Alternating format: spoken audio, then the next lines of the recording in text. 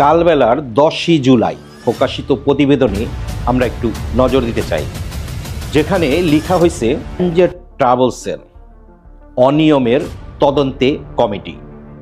মালয়েশিয়ায় বাংলাদেশ দূতাবাসের প্রবাসীদের হয়রানি নতুন কিছু নয়। অভিবাসন বিভাগে আটক প্রবাসীদের সাজা শেষ হওয়ার পরেও নিজ দেশে ফিরতে পড়তে হতো ট্রাভেল পাসের বিড়ম্বনায়। অসহায় শ্রমিকদের শোষণের প্রতিবাদ করলে হয়রানি নানা অপমান থেকে রক্ষা পায়নি প্রবাসীদের। দূতাবাসের কিছু অসাধু কর্মকর্তার ছত্রছায়ায় গড়ে ওঠে ট্রাভেল পাসের সিন্ডিকেট।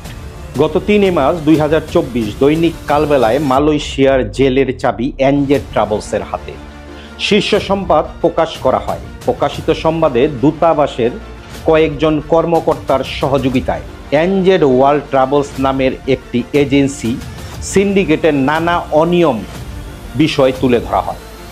মালয়েশিয়ায় আটকে পড়া বাংলাদেশিদের দূতাবাসের অসাধু কর্মকর্তা এবং এনজেড এজেন্সির মাধ্যমে হয়রানি করে অবৈধ অর্থ হাতিয়ে নেওয়ার বিষয়টি তুলে ধরা হয়। সংবাদ প্রকাশের পর নড়ে চড়ে বসে উভয় দেশের সংশ্লিষ্ট মন্ত্রণালয়। এর পরিপ্রেক্ষিতে দূতাবাসের কর্মকর্তা জড়িত থাকার ঘটনা তদন্তে 14ই মে প্রবাসী কল্যাণ মন্ত্রণালয় সিনিয়র সহকারী সচিব সারোয়ার আলমের স্বাক্ষরিত একটি তদন্ত কমিটি গঠনের নির্দেশ দেন মালয়েশিয়া বাংলাদেশ দূতাবাসে। প্রবাসী কল্যাণ মন্ত্রণালয়ের নির্দেশনায় ডেপুটি হাইকমিশনার খুরশিদ আলম গস্তগির আহ্বায়ক করে দূতাবাসের প্রথম সচিব সুমন চন্দ্র দাস ও রাসেল রানা জাতীয় গোয়েন্দা সংস্থার বিরুদ্ধে 4 সদস্যের তদন্ত কমিটি গঠন করা হয়।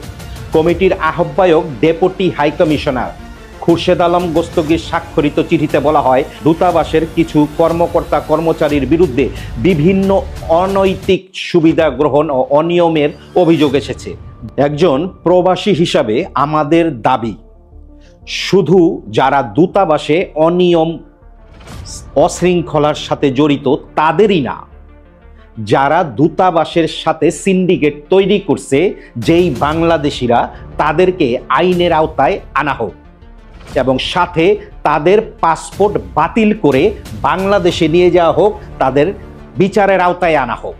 কারণ সাধারণ প্রবাসীরা যারা দেশের জন্য কোটি কোটি রেমিটেন্স দেশে পাঠাচ্ছে, তাদেরকে জেলখানায় জিম্মি করে যেই জানোয়াররা টাকা কামানোর পরিকল্পনা করতে পারে, তাদেরকে বাংলাদেশি হিসাবে পরিচয় দেওয়ার বিদেশের মাটিতে কোনো হক নাই, আমরা প্রবাসীরা মনে করি।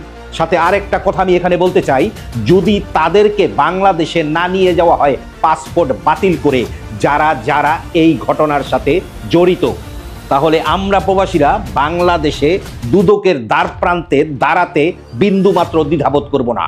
সাথে যাদের যাদের সাথে প্রতারণা হয়েছে তাদের সবাইকে বাংলাদেশ পররাষ্ট্র মন্ত্রণালয়ের সামনে দাঁড় করিয়ে রাখবো যতক্ষণ না এই সিন্ডিকেটের বিচার হবে।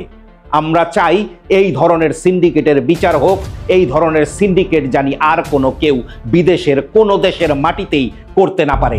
ভালো থাকবেন, সুস্থ থাকবেন, দেখা হবে নতুন কোনো ভিডিওতে, নতুন কোনো টপিক।